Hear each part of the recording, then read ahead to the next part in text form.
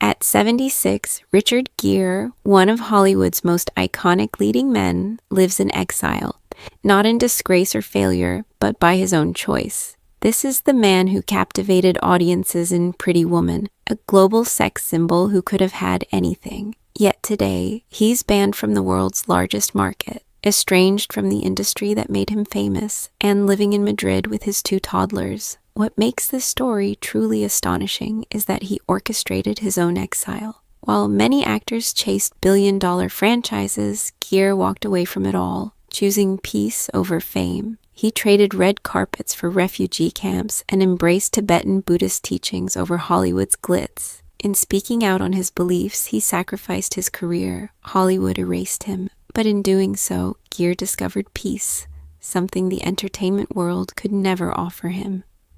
Early life in Syracuse, a restless spirit.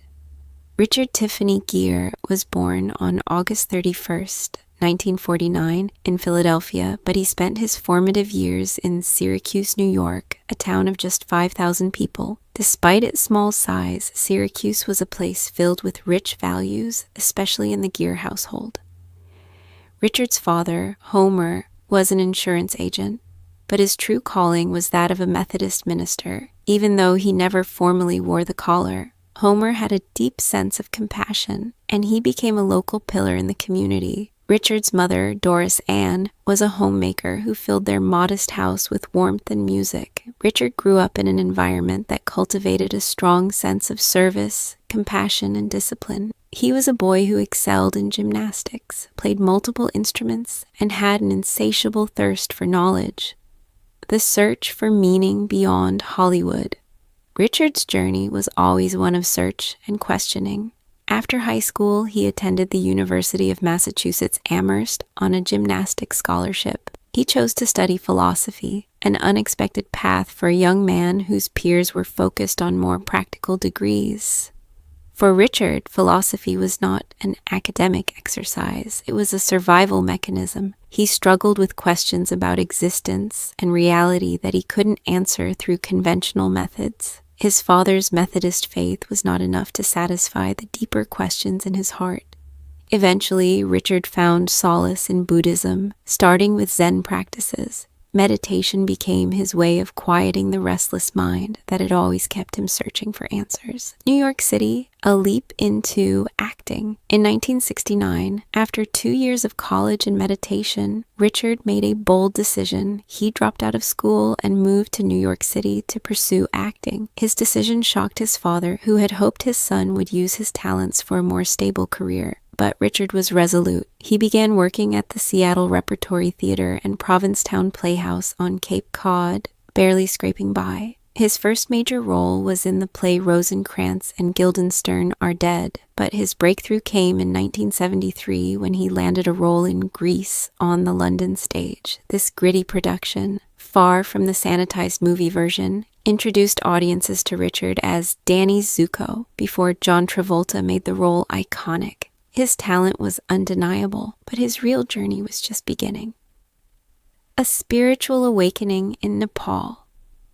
In 1978, while still finding his footing in Hollywood, Richard traveled to Nepal with Brazilian painter Sylvia Martins. In the shadow of the Himalayas, he met Tibetan monks and lamas, and there he had a life-changing encounter with the Dalai Lama. This meeting challenged everything Richard had learned about acting and life itself. The Dalai Lama's teachings on emotion and suffering contradicted the techniques Richard had been taught in acting school. He began to see emotions not as tools to manipulate, but as transient and without inherent value. This shift in perspective led him to embrace Tibetan Buddhism more fully. Richard walked across Tibet as a pilgrim and spent months meditating in remote monasteries. He found a true spiritual home that contrasted deeply with the materialistic world of Hollywood. The Tibetan struggle. A star takes a stand. As Richard's fame soared in the 1980s, so did his advocacy for Tibet. He was asked by the Dalai Lama to speak out against the Chinese government's oppressive policies in Tibet.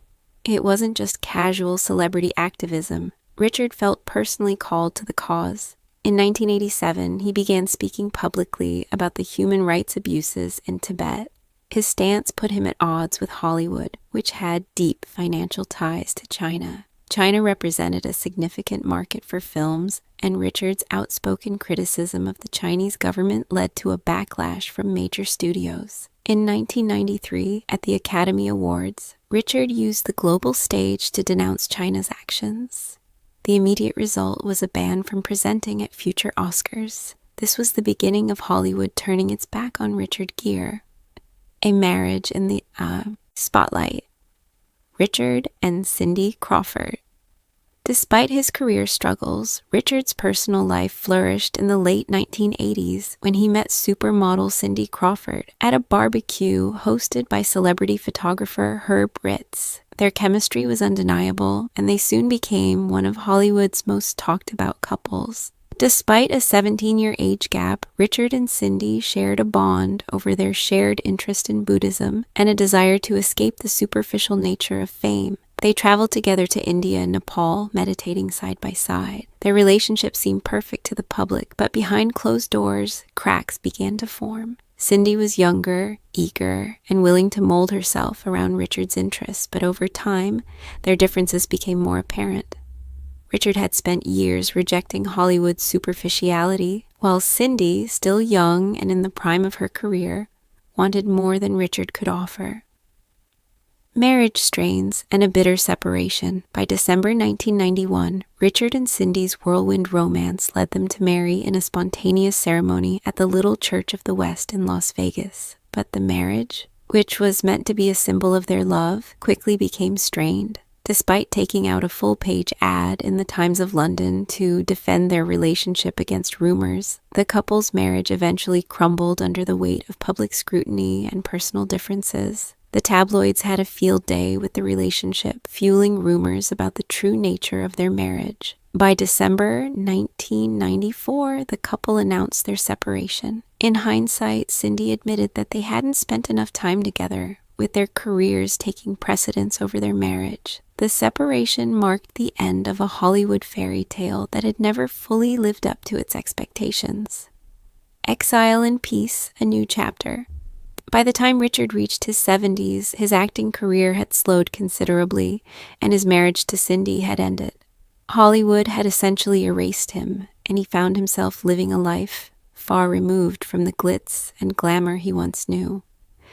But Richard's journey had come full circle. Despite the personal and professional sacrifices, he had found something Hollywood never offered him: peace. Today, Richard Gere is content in his exile, raising his children and continuing to practice Buddhism. While the world may never fully understand his choices, Richard's journey reminds us that true peace often requires sacrifice. His story is one of rejecting fame, embracing spirituality, and choosing authenticity over success.